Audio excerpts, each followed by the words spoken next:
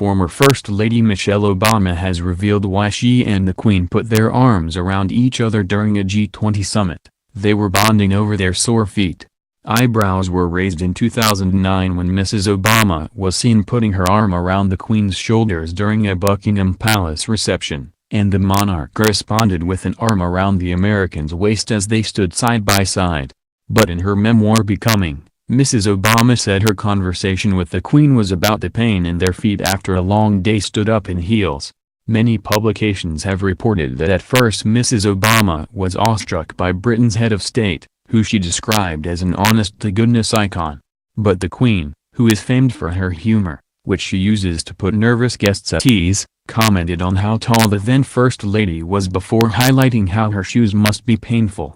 Mrs. Obama wrote, "The Queen then glanced down at the pair of black Jimmy Choos I was wearing. She shook her head. 'These shoes are unpleasant, are they not?' she said." She gestured with some frustration at her own black pumps. "I confessed then to the Queen that my feet were hurting. She confessed that hers hurt, too. We looked at each other then with identical expressions, like, when is all this standing around with world leaders going to finally wrap up?" And with this, she busted out with a fully charming laugh. Mrs. Obama added that despite their positions, they were just two tired ladies oppressed by our shoes, and without thinking she put her arm around the Queen in a gesture of bonding. To some it was an act of sacrilege, the most grave breach of royal protocol, but Mrs. Obama believes the Queen was okay with it. It was thought inconceivable that Mrs. Obama would be unaware of the strict do's and don'ts of interacting with Her Majesty, with no one being that she is not touched.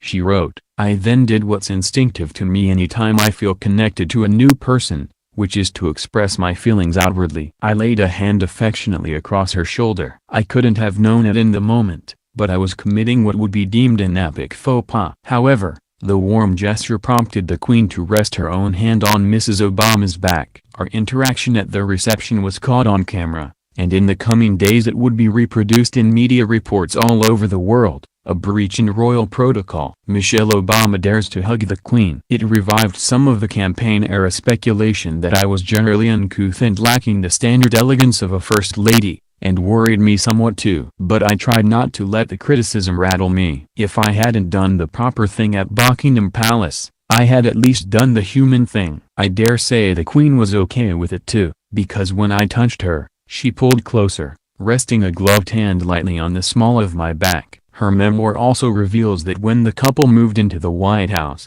despite Mr. Obama's job, she would berate him to leave the Oval Office to have dinner with her and their two children.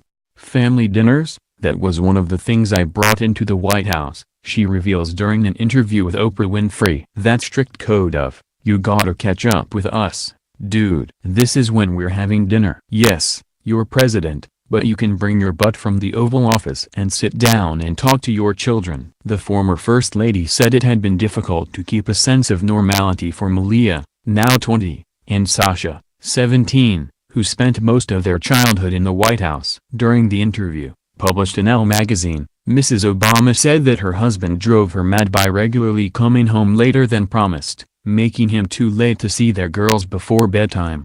After Mr. Obama served nearly a decade as president, the family moved to a new home in Washington, and on her first morning without the White House chef fussing over her, she delighted in making her first meal, cheese on toast. "So here I am in my new home," she told Elle magazine. "And I do a simple thing. I go downstairs and open the cabinet in my own kitchen, which you don't do in the White House because there's always somebody there going, 'Let me get that. What do you want? What do you need?' And I made myself toast. Cheese toast." She recently accused Donald Trump of endangering her family by supporting the birther conspiracy. The inaccurate rumor that her husband was born in Kenya, so was not eligible to be president.